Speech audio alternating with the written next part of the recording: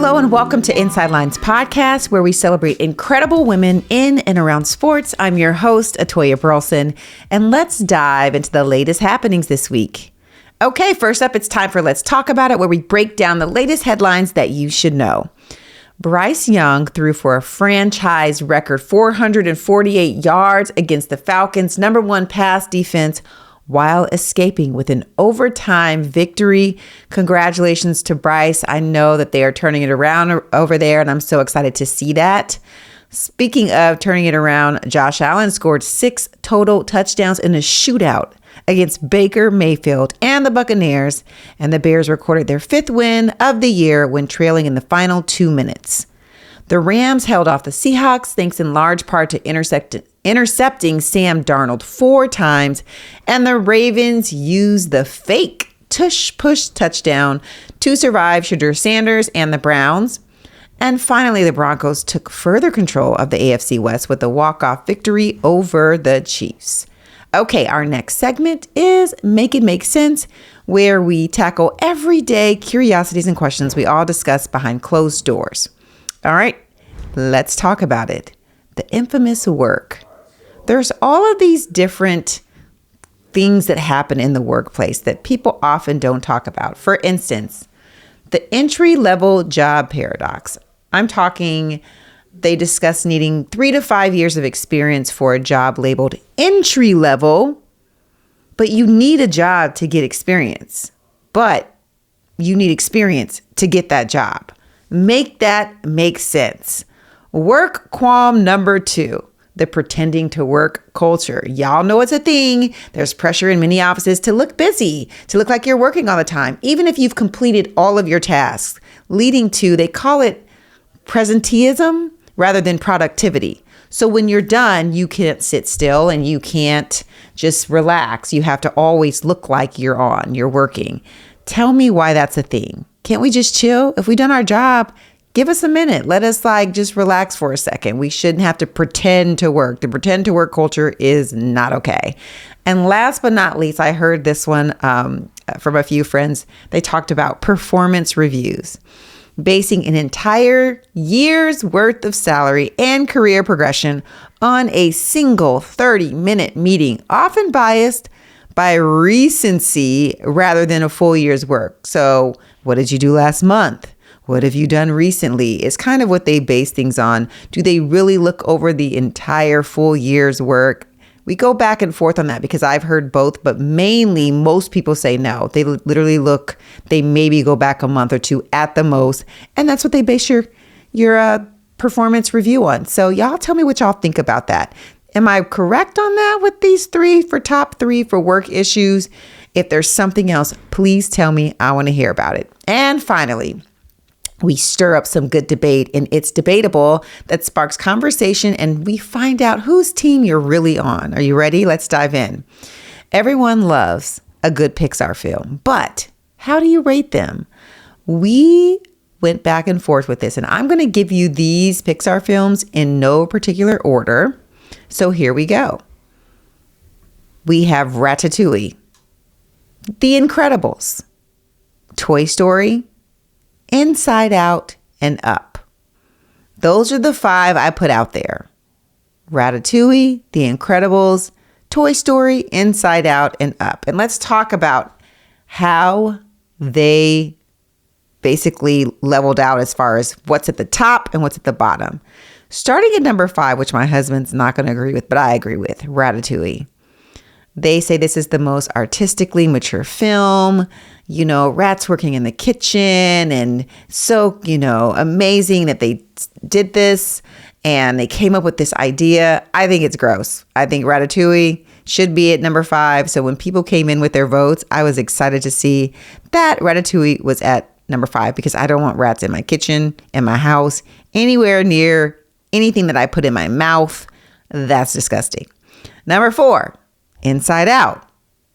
Can you believe Inside Out was at number 4? I was kind of like, oof, I don't know about y'all, but I have to go by the votes. They said it's a creative concept and essential to viewing. But I think that we need more Inside Out in this world to talk about feelings, to lean into those, for people to really listen and understand what others are coming from. I think, to be honest, that's what's missing in this world. So to see Inside Out at number 4 was a little disheartening for me. Number 3 came in The Incredibles. We know that's a fun superhero story. It's best action. You have a whole family of superheroes. It's pretty cool. So I could see number 3 landing at number 3. Number 2 is Up. It's an emotional movie. It's older people, but there's so many other things that are happening there. So I could see Up being right around there, but I don't know if it lives up to being right underneath number 1, which is Toy Story. We know that's a groundbreaking original movie, and if y'all seen the other ones as well, y'all will agree Toy Story, as far as Pixar's films, is the best of the best. Y'all tell me what y'all think. Is Ratatouille 5, Inside Out 4, The Incredibles 3, Up to 2, and the Toy Story at number 1? Tell me if you agree. If you would re-rank these, tell me how you would re-rank it. Okay, well, enough about that. Let's get into our newest episode. Y'all enjoy.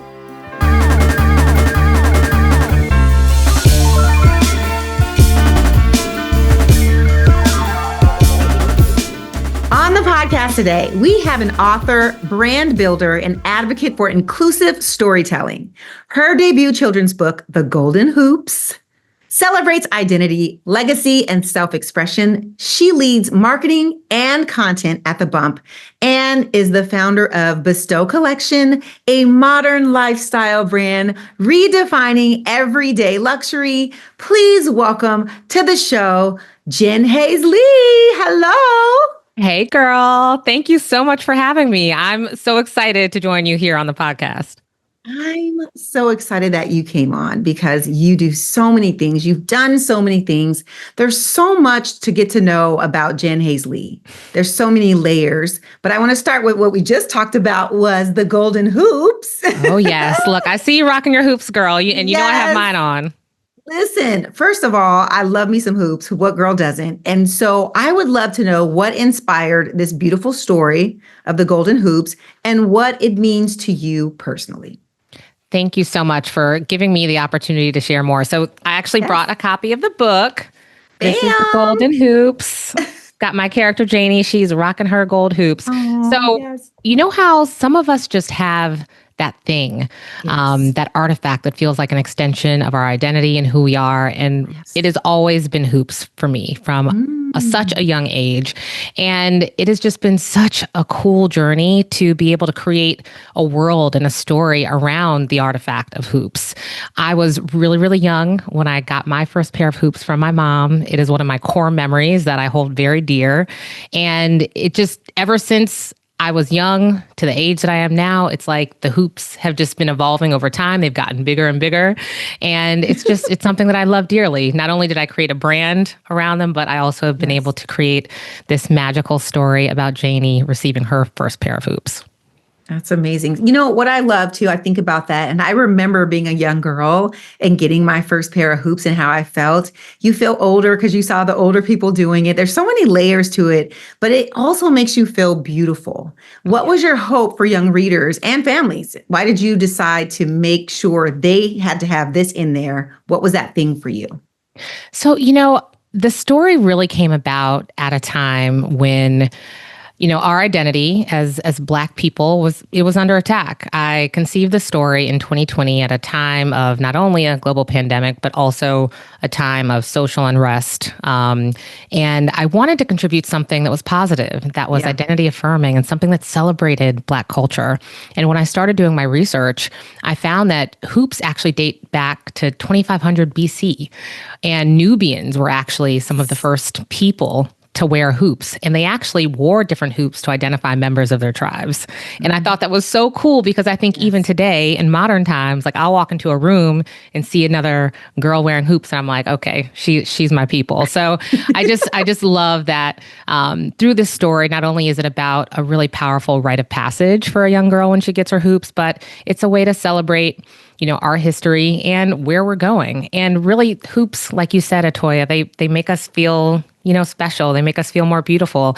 And really the underlying message is really that we have everything that we need to shine. So we should go big, go bold, and shine and light up every single space that we walk into.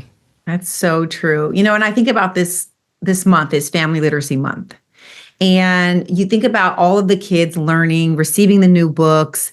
How has storytelling really played out for you and your own family? I know you have boys, but I'm sure storytelling is one of those things that all kids get into. What does that look like for you in your home?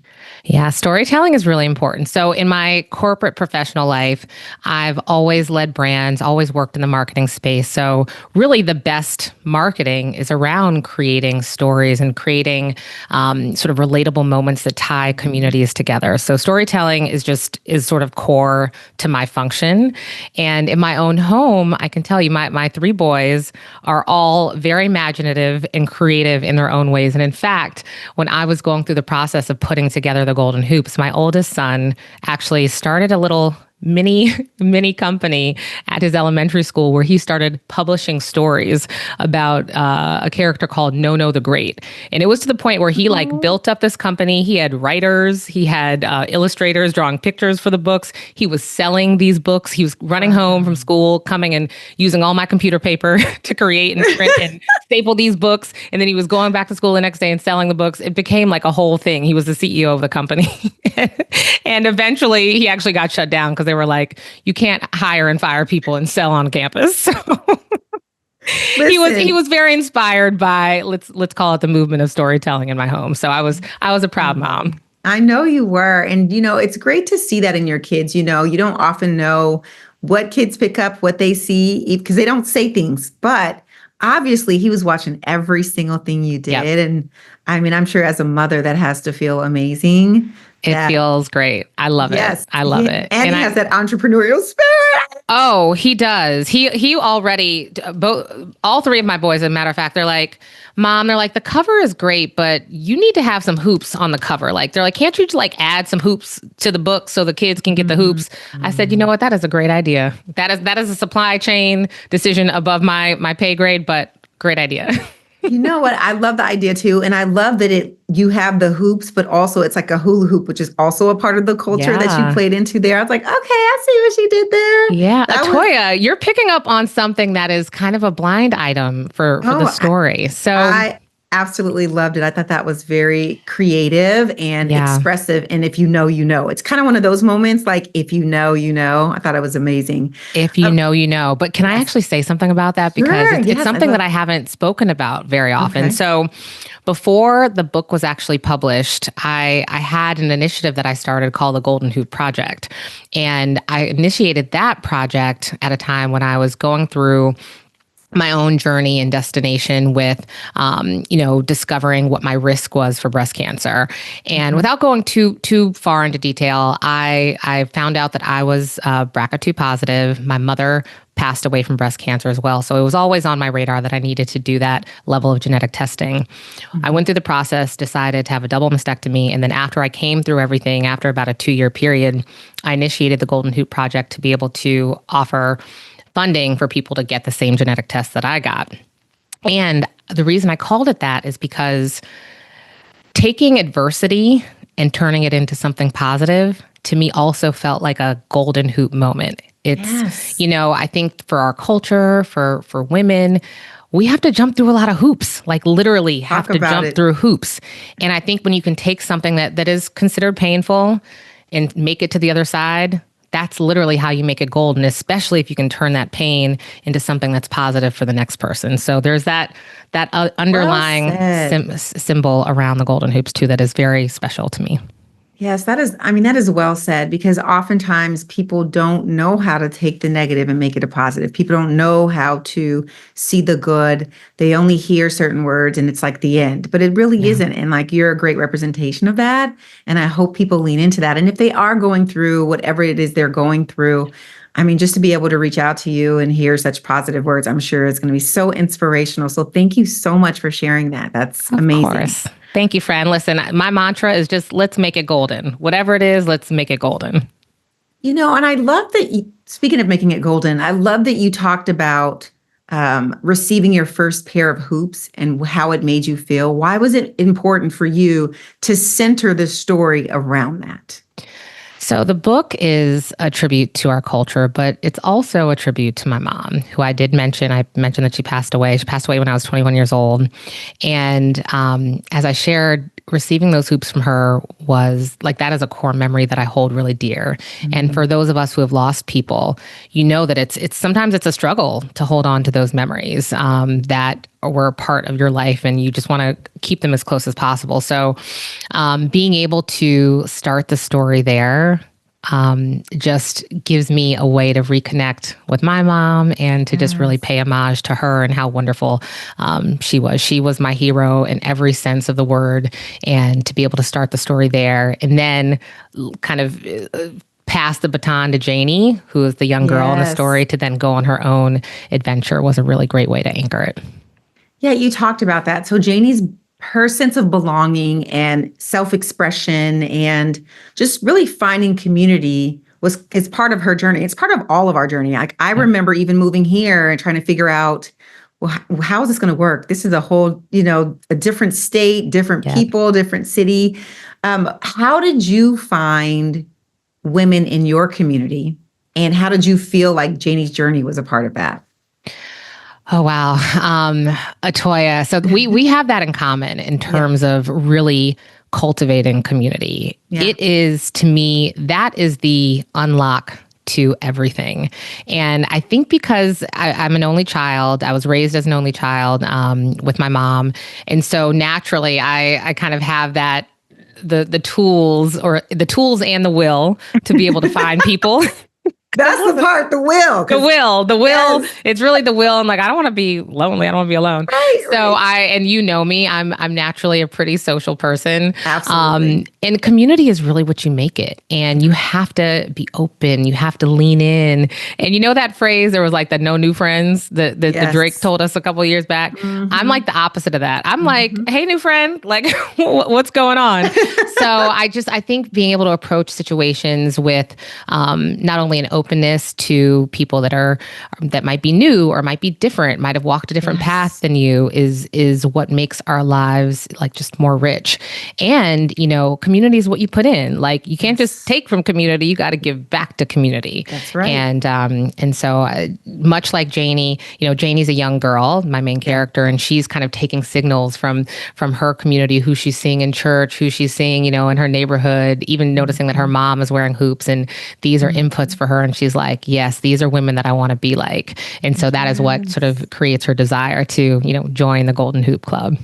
I love that. I think about New York. New York is all about culture, many different cultures, identity, representations of so many different people. When you think about making this story your own, meaning leaning into how this is going to shape you, your family, and even the next generation, what did that look like for you? So it was important for me in this story, and honestly in my own life, to think about where we've come from.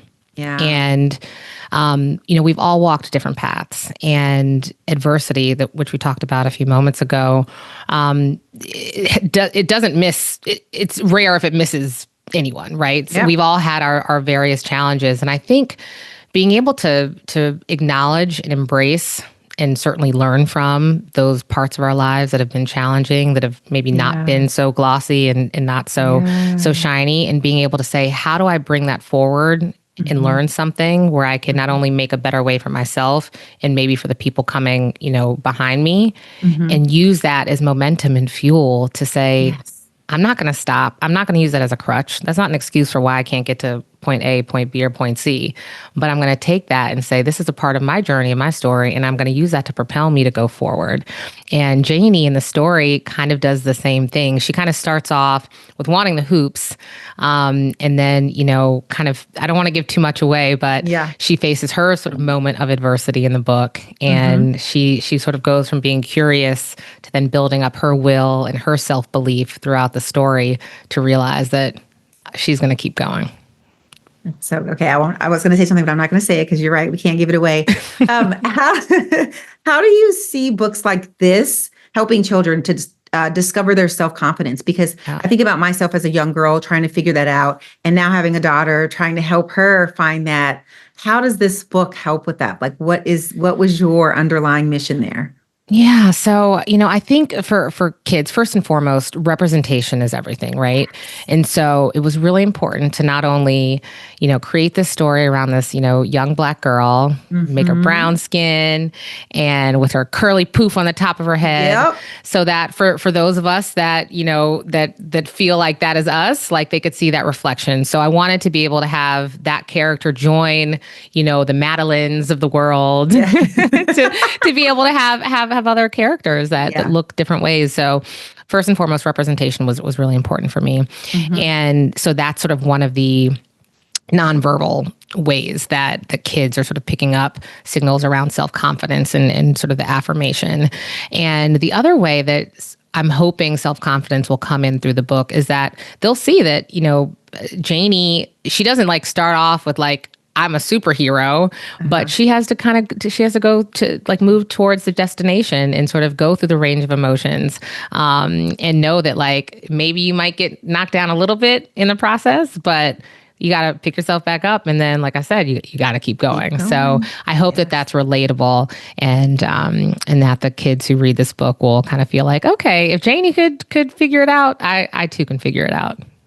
Yeah, I love that because I felt like I saw myself. There were so many moments in my life where, when you go through things and you don't feel seen, or you're trying to figure out, how you fit in, or if you don't fit in, where am I supposed to be? There's all of these moments as a young Black girl that you go through growing up. And the one thing for me that was very, more of a comfort area was I'm a nerd at heart and I love to read. Yeah. And also it is Family Literacy Month. We talked about that. For parents that want to really teach their kids how to, nurture the love for reading, what are some simple ways that you could suggest to help them in everyday life? For me, I read to my kids. I was that parent that read every single night. Good for you. That's amazing. But I love, like, that is my jam. I think that it really helped me to see outside of my own small cognitive brain and dream even bigger.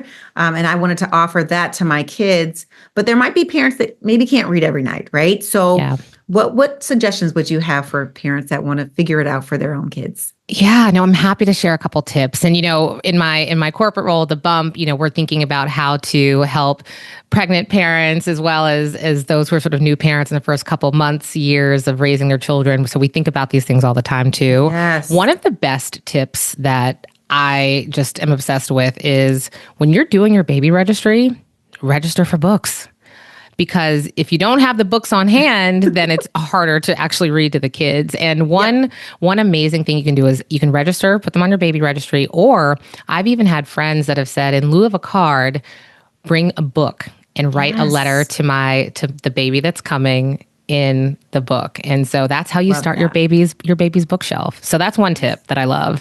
Another tip, if you've got like slightly older kids, is that you could start like a family book club. And especially, speaking of family literacy, you could create one book. Like, let's say some of your family members live in New York, some of your family members live in New Orleans. This is a perfect activity for cousins. So it could be like, we're going to choose one book and come up with an excuse to read it together and hop on a Zoom, a couple weeks from now, and we can talk about it, we can celebrate it, and just sort of share some of the comprehension. Again, this is sort of for older kids, but that's a really fun way to have family bonding and to make sure that you're clocking those pages. I love that. Great tips. Parents, y'all heard her. And one thing that y'all don't forget about too is the library. Yes. Library in the summertime can save your life sometimes. So take your kids to the Absolutely. library. Yes. I mean, this is a free resource. And you know what? We need to be in those libraries. We need to be checking out those books, give them reasons to update and replace those books. Yes. I remember getting my first library card and I thought it was so cool. I thought it was, I'm like, because your parents pull out all kind of cards, but I had that library card. I thought it was what they were having. We are kindred spirits. Yeah, it's like your little credit card, and it's like a place where you can go and shop where you don't need any money. Right. And you hear that scan, boop, you're like, ooh, I'm winning. Yes. You can't tell me nothing. Ooh, what a visceral memory. I love that. I love that. It's nostalgia for sure. But you mentioned that you lead marketing content at The Bump. Yeah. And I think about what you're doing on an entrepreneur side with the Golden Hoops, and then you have the Bestow collection, and then you lead marketing at the Bump. Yeah. How do all of these creative roles influence one another? It's that is $1 million question, but no, my friends are like, how are you doing all this? It's really interesting. I've been working for over 20 years and, always sort of in the space of branding, marketing. And it's amazing to come to a point where my personal passions and the thing that I do professionally to like feed my family have sort of come so close together. Yeah. I get to create community, for my job within the Bump community. I get to feed and be a part of community in my real life as I'm raising my kids in this amazing community of women and chosen family that I get to celebrate the everyday with and go through the hard times with, but here as a real support. True. And then through the entrepreneurial adventures, I think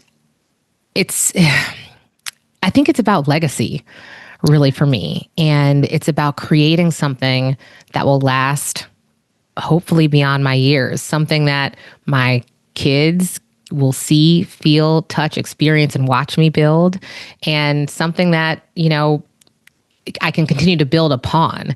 And so when I think about legacy, when I think about community, it's about what you can build together. And every single entrepreneurial venture that I've had or that I currently have is supported, and it continues to be amplified because of the amazing people in my community who are supporting it. So it's sort of an ecosystem that feeds itself. So I love that my worlds are so close together. And, in terms of operationally how I do it, 5 a.m. is my new best friend. I like the mornings. I'm a morning person. So that helps a lot. Yes. That peace and quiet early in the morning. Yes. Like I need to have my moment before life begins, because we know it's coming. It is coming for us. And you know what? Yeah, let's try to limit those disruptions as much as possible. So yeah, I like an early morning. It helps. It definitely does. I think about you as a mother. I think about you as a wife. We don't want to forget hubby. Absolutely not. And I think about, all that you're doing within your career. And there's this word that people throw around all the time that we know is not real.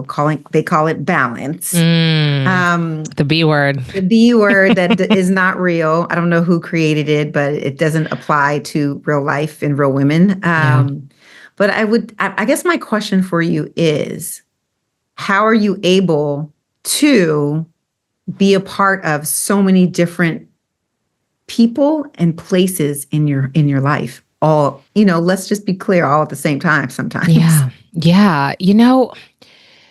I agree. I think the idea of balance is, I'm glad that we have moved a little bit away from that, because it's more about like work-life integration and in some cases work integration, if you've got more than one thing going at a time. And, like one example is, for most women my age, we're trying to stay physically fit and active and make sure our heart is still pumping. So one thing that I love is that I like to work out in community. So that's a time I get to see my friends and continue to build and nurture with my friends. So that's one, aspect where I get to integrate things.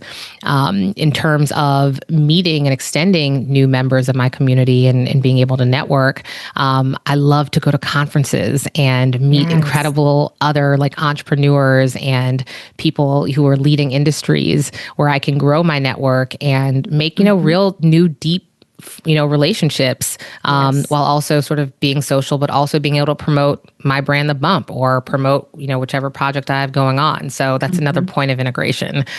So there's that. And then you mentioned hubby. My hubby is, Clyde, shout out to you. He is so wonderful. He's a builder. He's a hustler just like me. So it's like, it takes one to know one. And so we do what we can to just make sure that, listen, sometimes it's you've got 80, I've got 20. Sometimes you got 30, I got 70. And we put our hands in the huddle and we make it work. Hey, you can't do it without your boo, okay? You got to build together. It's hard out here, okay? It is hard out here, and we have to build together. And listen, but shout out to all those people who are single and doing it on their own. My mom did, and I give all respect to that path too. But if you do have someone in your home, listen, you got to let them know. I have goals too. Yes. And you know what? And this is something that I was talking to someone else about.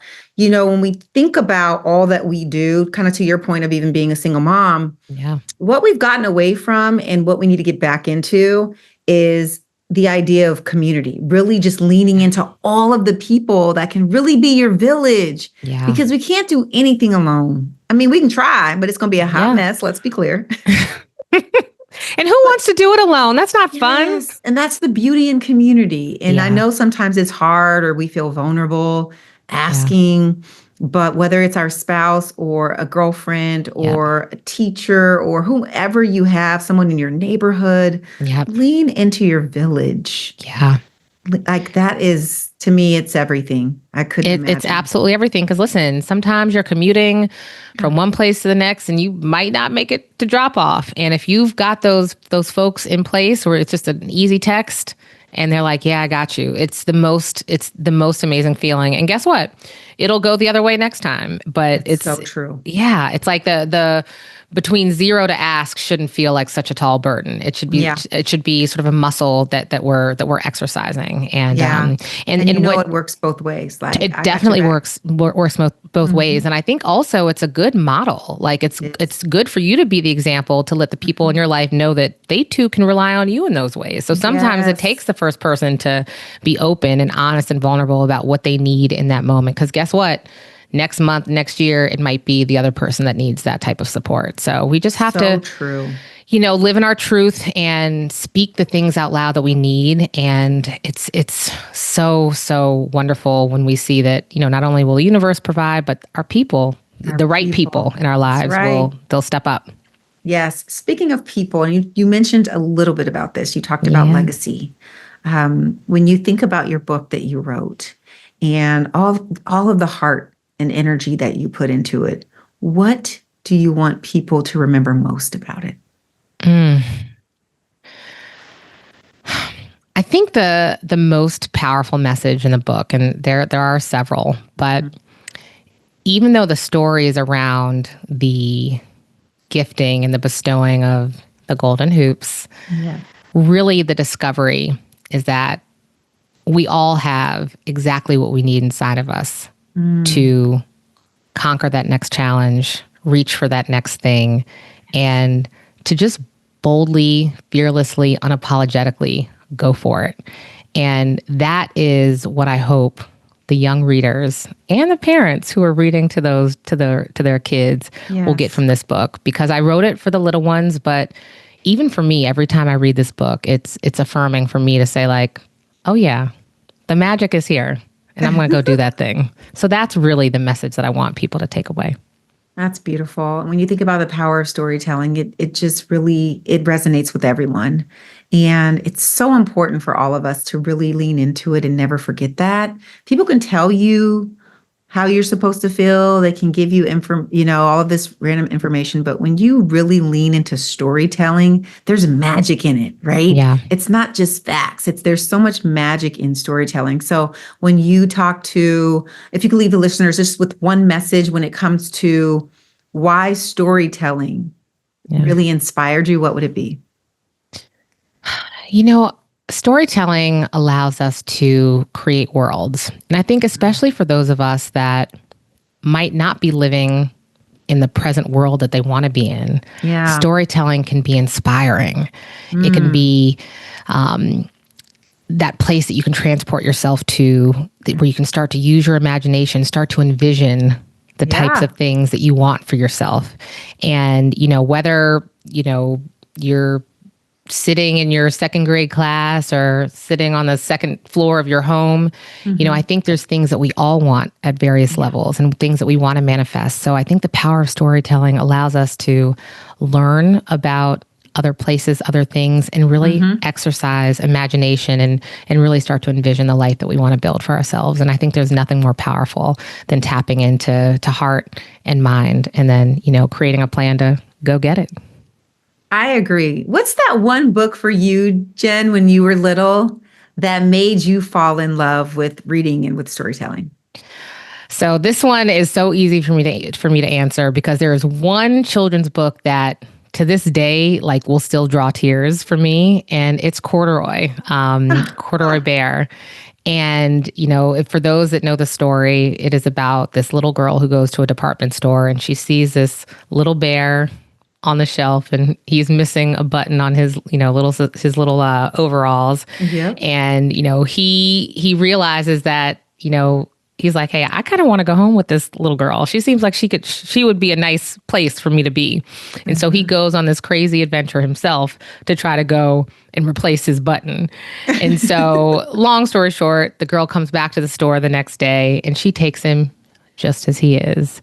And he gets to go home with her. And it's just such a beautiful story of belonging and creating space and creating a home with the people or the village that choose you and who you also choose. And it is the most beautiful story about belonging. And I love it so much. I remember it to this day. I remember that book. I can see it. Yep. It's just, thank you for sharing that. That's a great moment. Yeah. And listen, I just hope that anyone listening out there that has kids or that even is trying to get into reading themselves, I've got to ask you one more question because this is for them.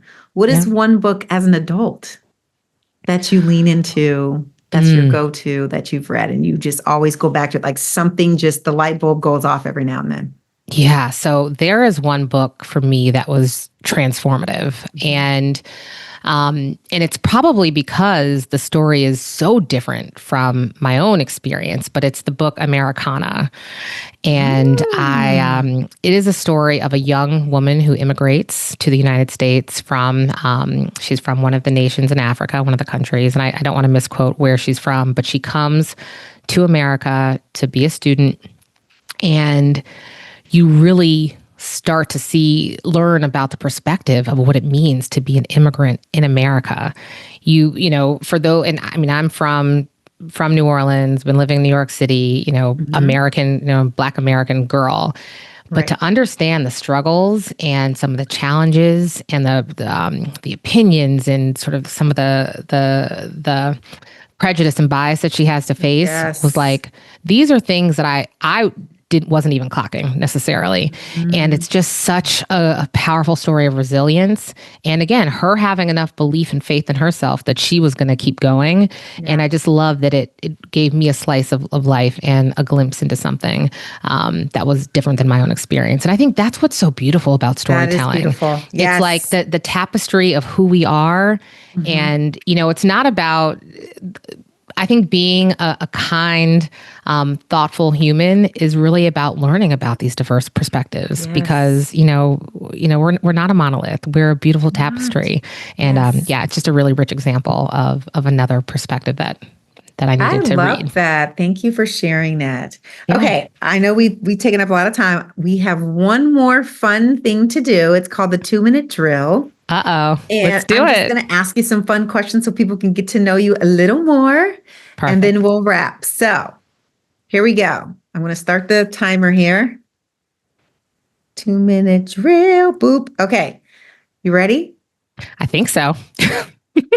Are you a texter or phone call type person? Text. Phone. Okay. Road trip or taking a flight? Definitely a flight. Live concert or movie theater? Oh, I love a live concert, but there's a caveat. Okay. I need good seats. If I don't have good seats, don't put me up there. Don't put me up there. Because if you're going to put me up there, I could watch it on Netflix or I could hear about it. I'll see it on Instagram. I need to feel like I can, reach the stage, like I can make eye contact with the artist. So yes. Amen. I'm the same way. Thank you. Tell me your favorite author. Ooh. This one is a little bit hard. I'm going to tell you an author who I want to get into. Now, this is a classic, but it has been on my list to just go deep in the canon of Malcolm Gladwell because the amount of times that my husband quotes his books, I'm like, let me double tap into that. Yes. So I will say Malcolm Gladwell is like on my reading list. Love that. Okay. What's your favorite, or should I say your guilty pleasure? Oh, this is changing a little bit. A couple moons ago, I may have said Housewives. I was the biggest Bravo fan, but now as I've got all these additional jobs, the Housewives franchises have sort of fallen off the priority list. I would say my guilty pleasure is like a good Netflix like suspense. Give me something about an international conflict. Like I'm all in. Or Harlan Coben, like a good mystery based in the UK. I'm all in. I love that. Okay. Do you have another book in the back of your mind coming to child? fruition? Yes. I've got other books. I think Janie has more adventures to go on. I love it. Let's talk about that. I've already got that ready to go. So, I'm going to see, does anyone want Janie's next story? Because I've got it charted out. Sis. Thank you. Yeah, I do. I have a few, and I hope that I have an takeout. You're going to have cooking or takeout? Oh, I'm a takeout. I'm an Uber Eats. You're like, I'm not the cook. I'm not going to be in the kitchen cooking. I will say I'm actually not a bad cook. Says everyone. I'm a pretty decent. I mean, I'm from New Orleans. My sister says that, and but no, I feel like since I'm from the South, I can I am naturally a pretty decent chef, but I don't get the joy from it that some people get. Fair. So yeah. All right. Okay. Adventure or relaxation? Relaxation. Give me a spa all day long. Okay. And last but not least, tell us your favorite movie. Ooh, I have a lot of favorite movies. Ooh, goodness. Wow. The movie that is coming to me right now, I'm going to actually give you two. I'm going to cheat. Okay. Braveheart. Okay. Yep. Everybody knows Braveheart. One of my favorites. And it's for some reason that is the one that popped into my head. And another favorite movie of mine, which is kind of a surprise, is Clueless. I think Clueless is almost a near perfect movie. Rolling with the homies. Rolling with the homies. Exactly. I love Josh. That's awesome. Okay. So my last question, even though we went over, if you could tell little Jen anything, what would you say to her? I would say, little Jen, don't be afraid to shine. Step out on the center stage, do your thing, and take your bow. Do not be afraid to shine. I love it. Thank you so much, Jen. I know people probably would want to reach out. So if they do, where do they get a hold of you? So I'm at Jen Hayslee at all platforms. That's JenHayslee. So I would love to connect. Thank you, Jen. I'll make sure to add that in the show notes. And thank you so much for gracing the podcast. You are amazing, so inspirational, and I can't wait to see what you do next. Thank you, my friend. It's been a pleasure. This was fun. This wraps up another exciting episode of Inside Lines Podcast. I'm your host, Atoya Burleson. Thank you for joining me in celebrating powerful women in and around sports. Your support really means the world. It helps amplify women's voices. So please remember to subscribe, rate, leave a review wherever you listen to the podcast. And don't forget to follow us on social media at Inside Lines Podcast and check us out on the web, www.insidelinespodcast.com. I'd love to hear your thoughts on today's conversation. Until next time, keep the conversation going, keep celebrating women, and here's to breaking barriers, building community, and being a voice in a world that needs you. Thanks for listening.